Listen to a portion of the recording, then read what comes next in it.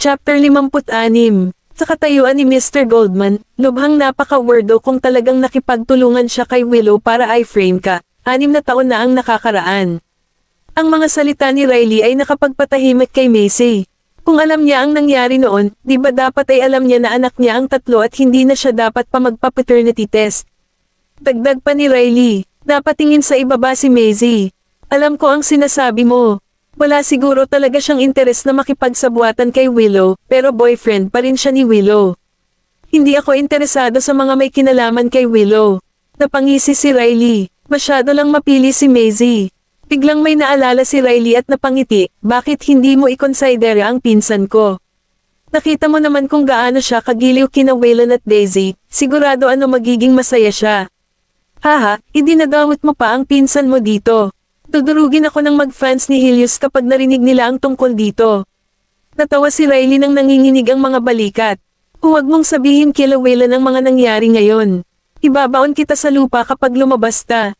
Kamaway si Riley. No way. Huwag ka mag-alala, sarado ang bibig ko. Involve ang mga bata dito kaya walang sino man ang pwedeng makaalam. Naghihinala na si Willow sa akin, at naghihinala ako na may masama siyang gagawin kina Waylon at Daisy. Ano? Nag-aalala si Riley. Sasabihan ko ba si Helios na mag-ingat? Kung sa tingin mo ay hindi ako maaasahan at least si Helios pwede, di ba? Kinuha ni Macy ang bag niya at tumayo. Kung ganun, kailangan mo siyang pasalamatan para sa akin. Nang gabing iyon, sa beach villas, nasa sulok ang talong bata at nagninilay ng kanilang pagkakamali. Nakaupo si Macy sa sofa, nakatingin sa kanila. Pag-isipan ninyong maigi ang pagkakamali niyo kung hindi ay matutulog kayo ng walang hapunan. Umikot si Daisy. Mami, gusto lang ng lalaking iyon na bilhan kami ng pagkain ni Waylon. Nabili niya kayo ng mga pagkain lang. Nag-crossed arm si Macy.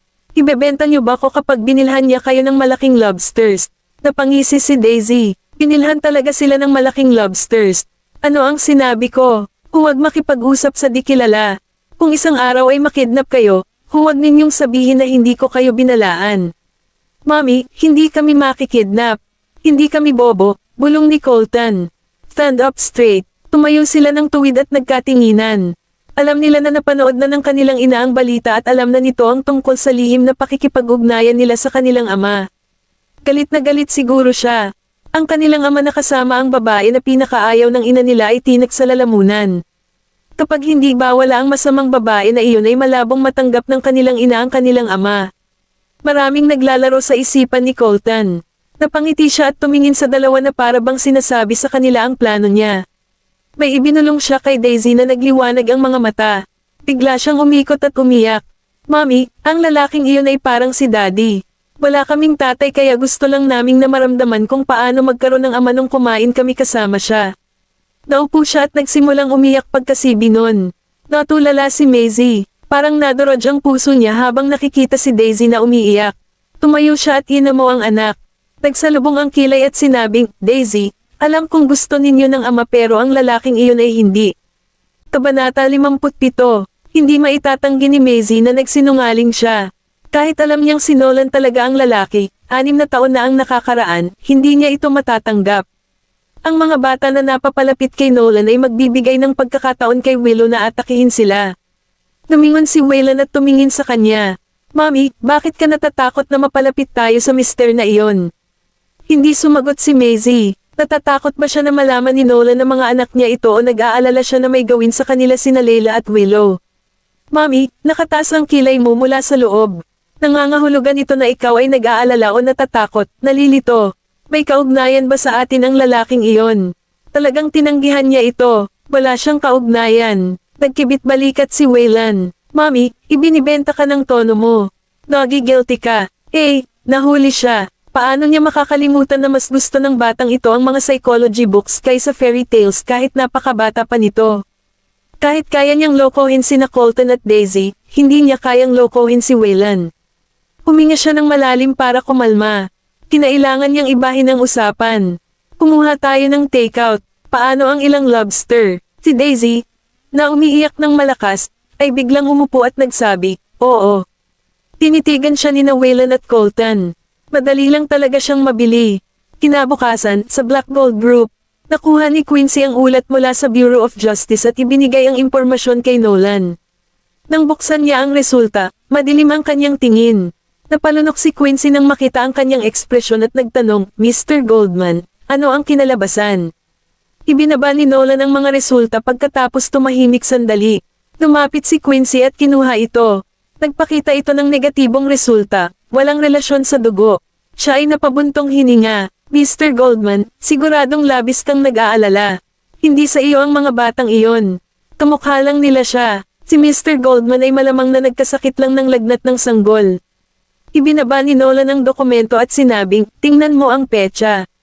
Huminto si Quincy, kinuha ang dokumento, at tiningnan ang petsa sa kaliwang sulok sa itaas. Hindi iyon ang petsa na binisita ni Mr. Goldman. 2 araw na ang nakalipas. Ang ulat na ito ay hindi sa iyo.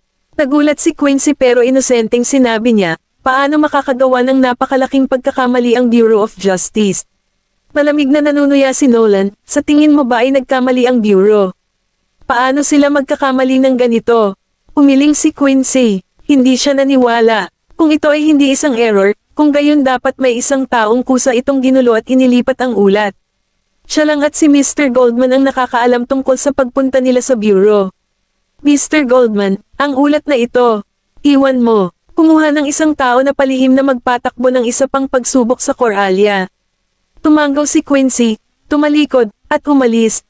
Maghintay ka. May iba pa ba, Mr. Goldman? Tiningnan ni Nolan ang ulat sa mesa at mahinahong sinabi, hayaan ang impormasyon na tumagas at magpadala ng isang tao upang mag-obserba.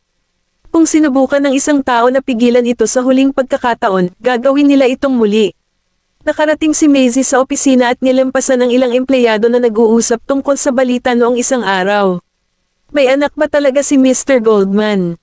Nakakabaliw ang pagkakahawig. May iba pang babae bukod kay MS Vanderbilt. Bakit pa siya hayagang magpapatakbo ng paternity test? Kabanata 58. Umagal si Maisie, at unti-unting nabuo ang pagsimangot sa kanyang mukha. Isinapubliko ni Nolan ang paternity test. Lumingon siya at tumingin sa mga tauhan sa harap ng elevator. Masyado silang engrossed sa diskusyon at hindi siya napansin. Totoo ba yan? Huwag kang magkalat ng chismis. Kinumpirma ito ni Quincy. Bakit siya magsisinungaling? Ngunit hindi makakaiba para kay Mr. Goldman na pumunta hanggang sa Coralia para magpasuri. Wala bang Bureau of Justice ang Baseburg? Natigilan si Maisie sa kanyang kinatatayuan, at ang kanyang mga kamay ay nakataas. Ano ang nangyayari? Hindi ba siya naniwala na totoo ang ulat? Si Joe ay napakaingat. Gusto lang ni Nolan ng patunay. Ang sino mang nakakita ng mga negatibong resulta ay hahayaan na lamang ito. Kung talagang kukuha siya ng pagsusulit sa Coralia, kailangan niyang gawin ang isang bagay. She took out her phone and hesitated. May ipapadala ba talaga siya para harangin ito sa Coralia? Maghintay lang ng saglit. Tumigil si Maisie. Ito ay kainahinala para kay Nolan na isa publiko ang pagsubok.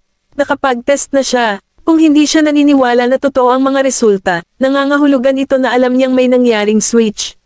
Ngayon na siya ay magpapatakbo ng isa pang pagsubok at ginawa itong isang pampublikong usapin, dumiretso siya sa kanyang bitag kung nagpadala siya ng isang tao upang pigilan ito. Ha, makikipaglaro siya. May nakita siyang lalaking kasamahan na naglalakad, kaya ngumiti siya at naglakad. Hello, out of battery ang phone ko. Maaari ba akong humiram sa iyo upang magpadala ng isang text? Huminto ang lalaki. Piling siyang tumulong dahil ang ganda niya kaya inabot niya ang phone niya. Salamat. Pinasa ni Maisie ang kanyang mga kontak, nagpadala ng mensahe kay Leila gamit ang kanyang telepono, at agad itong tinanggal. Nang ibalik niya ang telepono, tinapik niya ang balikat nito at sinabing, ito ay isang mensahe sa aking ex na nanloko sa akin. Maaari mong hindi pansinin ito kung sumagot siya.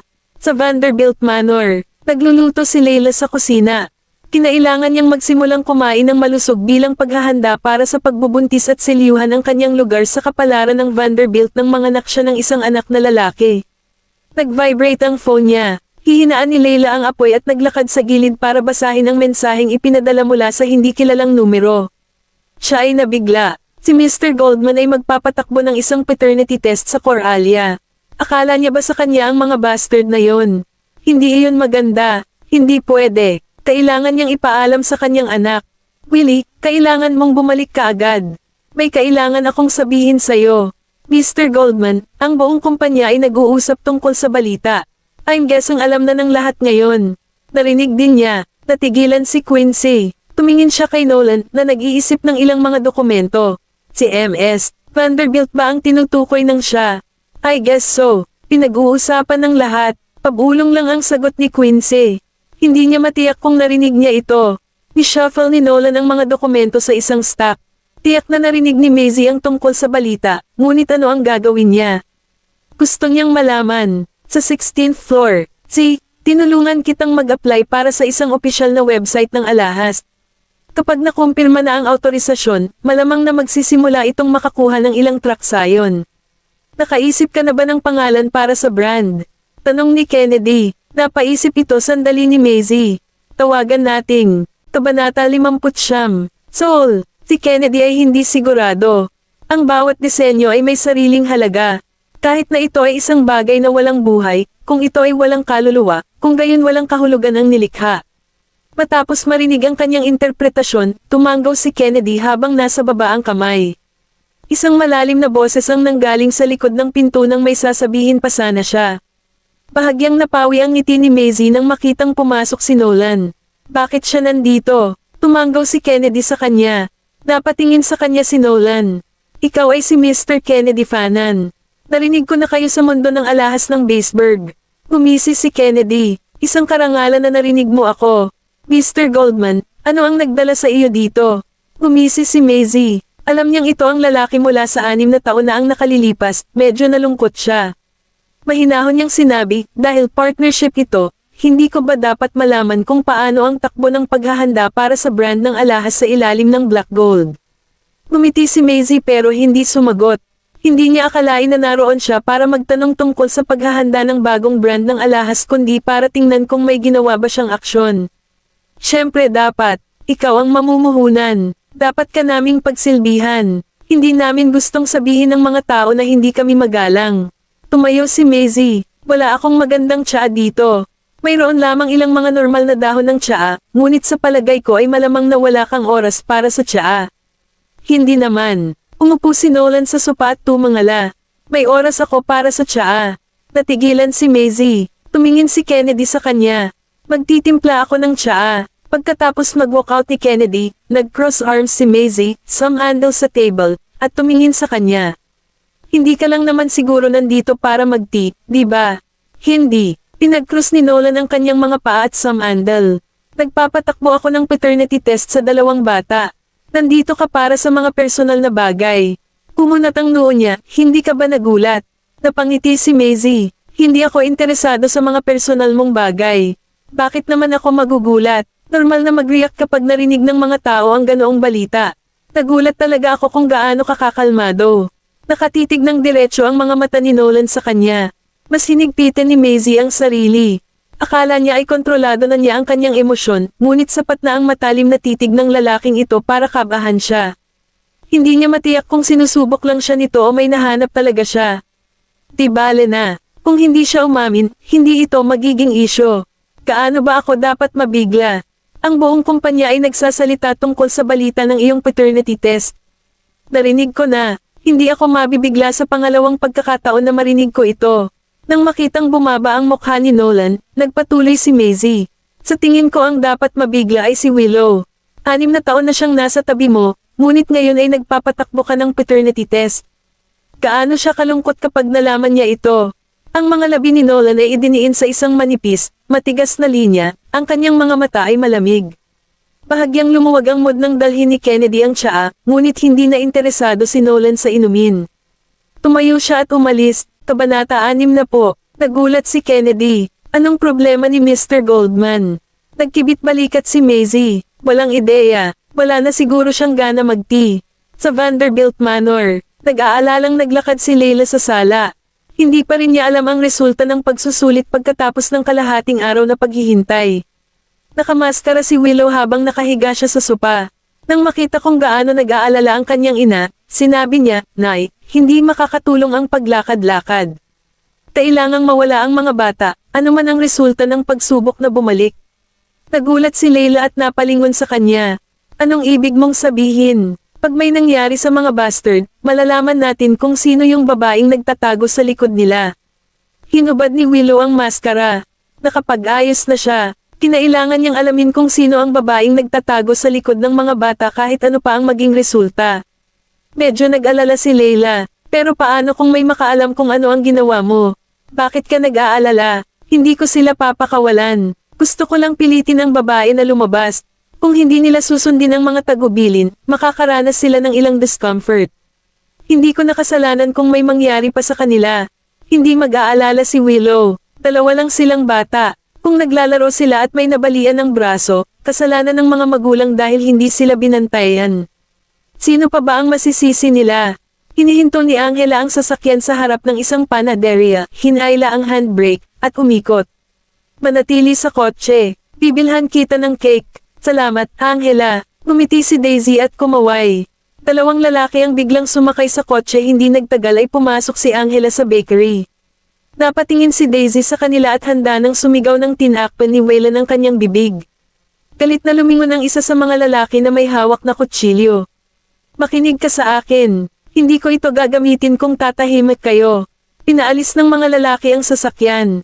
Si Angela, na nasa bakery, ay nagmamadaling lumabas at sumigaw, "Hoy! May nagnakaw ng kotse ko." Hindi. Ang mga bata ay kinikidnap. Kinuha niya ang phone niya at tinawagan si Helios. Makahingi lang siya ng tulong sa kanya. Inaandar ng mga lalaki ang sasakyan palabas ng bayan. Tahimik ang mga bata sa buong paglalakbay. Lumingon ang lalaki sa passenger seat at tumingin sa kanila, saka nagsalita sa driver. Mukhang hindi sila natatakot sa atin. Enough with the bullcrap. Gusto mo bang maakit ang atensyon ng mga pulis? Naiinip ang driver. Pumasok ang sasakyan sa compound ng isang abandonadong pagawaan ng salamin. Bumaba ang dalawang lalaki sa sasakyan at sinunggaban ang dalawang bata. Hinihila mo ang buhok ko. Tumingin sa kanya si Daisy na may luhang umaagos sa kanyang mukha. Tumigil ang lalaki ngunit biglang sumigaw, "Huwag kang umiyak." Ngumuso si Daisy at pinigilan ang pagpatak ng luha. Tinala sila ng lalaki sa pabrika ng salamin. Si Daisy, natakot sa ipis, ay biglang yamakap sa hita ng lalaki at sumigaw, "May ipis." Tinapakan ng lalaki ang ipis. "Isang ipis lang. Tumigil ka na sa pag-iyak. Huwag kang makipagtalo sa isang bata. Itali mo siya." Pinagmadali siya ng lalaking may putol na tripulante matapos itali si Waylon. Matapos itali ng lalaki si Daisy, ibinaba niya ang kanyang ulo para tumingin at malungkot na sinabi, "Mister, gusto ko ng bow." Nanginginig ang kamay ng lalaki. Bigla siyang napatingin sa kanya, "Bow. Loko kang bata ka. Tumigil ka at huwag mo akong pahirapan."